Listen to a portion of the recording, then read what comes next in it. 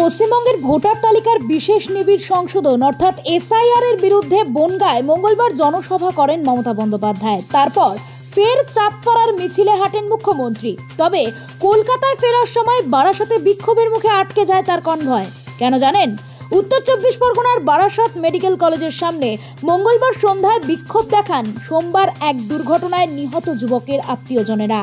তাদের অভিযোগ একটাই, মর্গে থাকা ওই মৃত যুবকের চোখ চুরি করা হয়েছে এবং বারাসাত মেডিকেল কলেজের দেহের পার্টস চুরির ব্যবসা চালাচ্ছে। আমার ভাইয়ের কালকে সকাল 6:30 নাগাদ অ্যাক্সিডেন্ট হয়। অ্যাক্সিডেন্ট হওয়ার পর আমরা ওকে বারাসাত হসপিটালে নিয়ে আসি। নিয়ে আসতে রাস্তাতে এমার্জেন্সিতে ঢোকাতে গিয়েই ও এক্সপায়ার করে দেয়। তখন ওর চোখ তাকিয়েছিল, পুরো চোখ দুটো। কিন্তু কালকে আমরা বিভিন্ন ফর্মালিটির কারণে কালকে দেহটা নিতে পারিনি ওর।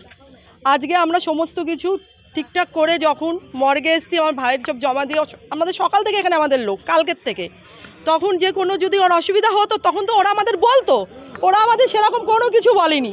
এখন আমরা দেহ যখন আমাদের কাছে দিয়ে আমরা যখন নিতে যাবো তখন দেখি আমার ভাইয়ের একটা চোখ নেই। আমার ভাইয়ের চোখটা কোথায়?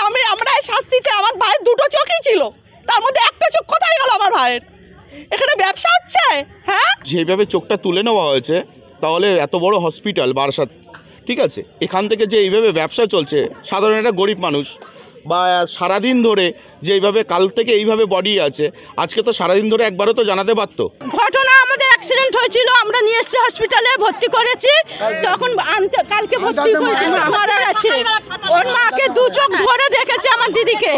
দেখার পরে তারপরে এখানে নিয়ে এসে মর্গেটে 3 ঘন্টা এমার্জেন্সিতে রেখেছে। রাখার পরে মর্গেটে নিয়ে এসছে। আজকে পোস্টমর্টম রিপোর্ট বের করেছে, আমরা দেখছি ওর একটা চোখ নেই। চোখটা তুলে নিয়েছে।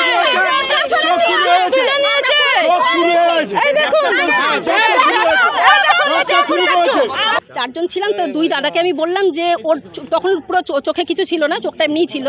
তো আমি বললাম যে চোখটা মনে হচ্ছে তুলে নেওয়া হয়েছে। তখন বলছে কি বলবো বলো, কালকে আমি বলছি কালকে চোখটা ছিল, বলছে হ্যাঁ ছিল। আমি চোখটা তো বলে আপনারা প্রতিবাদ করুন, চোখটা কি হলো? তখন বলছে আমরা কি বলবো? না দাদা, বডি এখান থেকে সরানো যাবে না, চোখটা কোথাও ওদের প্রশ্ন করুন। কারণ আমি বলছি যে মানে যারা স্যাররা রয়েছেন তারা নিজেরাই বলাবলি করছেন পাশ দিয়ে যে চোখটা তুলে নেওয়া হয়েছে। তারা নিজেরাই ইশারায় বলাবলি করছে। হ্যাঁ, ব্যবসা অবশ্যই চলছে, অবশ্যই ব্যবসা চলছে। বডি ওখানেই থাকবে। আমাদের দিদি যতক্ষণ নেই এটার বিচার দেবে ততক্ষণ নেব নাই, এই বডি এখানেই থাকবে। আর এর জেরে বনগাঁ থেকে কলকাতায় ফেরার পথে সেই বিক্ষোভের মুখে আটকে পড়েন মুখ্যমন্ত্রী মমতা বন্দ্যোপাধ্যায়ের কনভয়। পরিবারের অভিযোগের ভিত্তিতেই মৃতের পরিবারকে চাকরি এবং ক্ষতিপূরণের আশ্বাস দেন তিনি। যদি এই ঘটনা কেউ পড়ে থাকে, টোটাল এনকোয়ারি অর্ডার দিলাম এবং 2 হচ্ছে তার বিরুদ্ধে অ্যাকশন নেওয়া হবে, সিসিটিভি ফুটেজও দেখা হবে এবং যে পরিবারের এই ঘটনা ঘটেছে তাদেরকে প্রয়োজনীয় ক্ষতিপূরণও দেওয়া হবে। যে মারা গেছে তাকে তো ফিরিয়ে পাওয়া যাবে না, কিন্তু যারা এই অপরাধটা করেছে তাদের বিরুদ্ধে যাতে বিচার পান আপনারা, তার জন্য এনকোয়ারি করে শাস্তি দেওয়া হবে। এবং অ্যাক্সিডেন্টটা যেটা রাস্তায় হয়েছে মর্মান্তিক, আমি আপনাদের পরিবারকে সমবেদনা জানাচ্ছি। কারণ মাত্র 35 বছর বয়স, এই এত কম বয়সে তার বাড়িতে কি কেউ আছে কাজ করে না? তো তার বউ কি কাজ করতে পারবে? মা তো আছে, মায়ের কত বছর বয়স?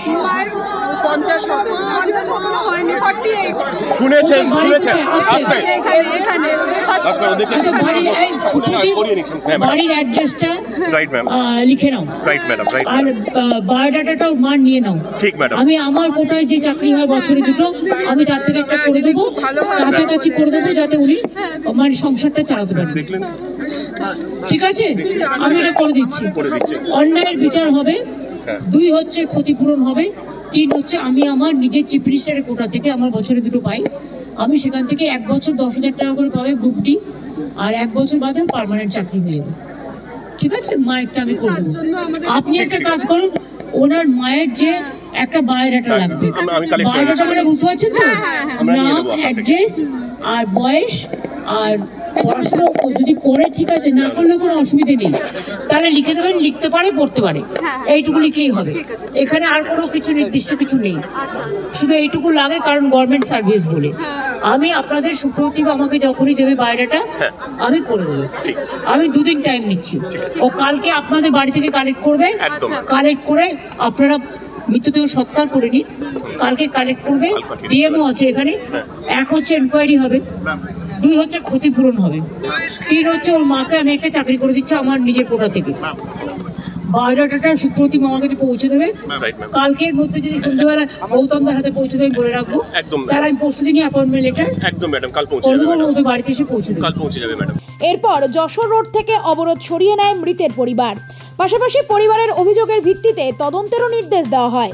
বারাসত মেডিকেল কলেজের সুপার তথা সহ অধ্যক্ষ জানান, যত তাড়াতাড়ি সম্ভব এই তদন্ত কমিটির মিটিং গঠন করা হবে।